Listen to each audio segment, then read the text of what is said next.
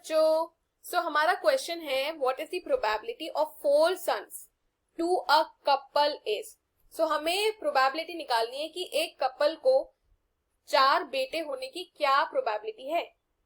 So the key concept here that we are going to start with is about 6 determination.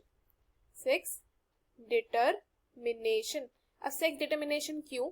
तो देखिए 6 determination में हमें ये तो बात पता है कि एक्स एक्स जो होगा वो फीमेल होती है और एक्स वाई जो होंगे वो मेल होते हैं। ये चीज तो हमें पता है, बट एक और चीज जो हमें जानने की जरूरत है वो ये है कि जब फीमेल अपने गैमीट्स बनाएगी ना, जब फीमेल और मेल दोनों की बात करते हैं, जब वो अपने गैमीट्स बनाएंगे तो उनके क्रोमोसोम जो उनका जो न्यूक्लियस होगा उनके अंदर एक ही टाइप का क्रोमोसोम होगा फीमेल के अंदर, और वो कौन सा होगा? एक्स वाला।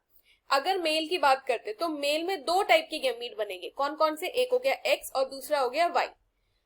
अगर मान लीजिए ये वाला एग है ना, ये हमारे एग है और ये हमारे स्पर्म है, राइट। ये अगर ये वाला एग और ये वाला स्पर्म मिल गया तो क्या मिलेगा? एक्स एक्स मिलेगा।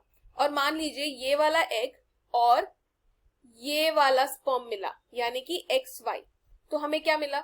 दोनों में हमें डिफरेंट चीजें देखने को मिली। जैसे यहाँ पे हमें क्या देखने को मिला? यहाँ पे हमें डॉटर मिलेगी, है ना, और इधर पे हमें मिलेगा सन। ये बेसिक चीज थोड़ी सी हमें की कॉन्सेप्ट के बारे में पता होनी चाहिए। अब अगर मैं पूछूं कि डॉटर या सन होने में क्या प्रोबेबिलिटी है, देखो प्रोबेबिलिटी है पूरी 50-50% की, या आप कह सकते हैं 1/2 की। ऐसा क्यों? तो प्रोबेबिलिटी का फॉर्मूला कहता है कि टोटल फेवरेबल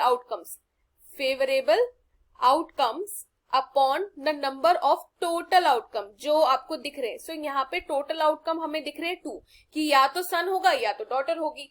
फेवरेबल आउटकम है कि या तो सिर्फ सन मिले या तो सिर्फ डॉटर मिले। अगर मान लीजिए मुझे सन चाहिए तो मैं यहाँ पे 1/2 लिखूंगी। The probability of having a son is 1/2, तो 50% हो गया, राइट।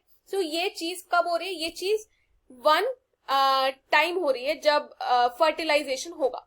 अब इन्होंने क्या बोला? प्रोबेबिलिटी ऑफ 4 सन। 1 सन में अगर प्रोबेबिलिटी होने की क्या थी? 1/2 थी, तो 4 सन में क्या होगी? 4 सन में हर बार 1/2 इंटू 1/2 इंटू 1/2 इंटू 1/2 ही होगी। क्यों? क्योंकि आप देखिए फर्टिलाइजेशन का जब केस आएगा तो वही एग आएगा, वही स्पर्म आएगा, और हर बार कि भाई एक्स वाला जो स्पर्म है वो फर्टिलाइज ना करके वाई वाला स्पर्म जो है फर्टिलाइज करे, उसकी प्रोबेबिलिटी हर बार उतनी ही रहेगी, यानी कि 1/2। इसीलिए the proper answer, the complete answer would be 1/16। क्योंकि 4 बच्चे चाहिए तो probability of having 4 son is 1/16. The correct answer would be option C. I hope you have understood the question well, students. Best of luck.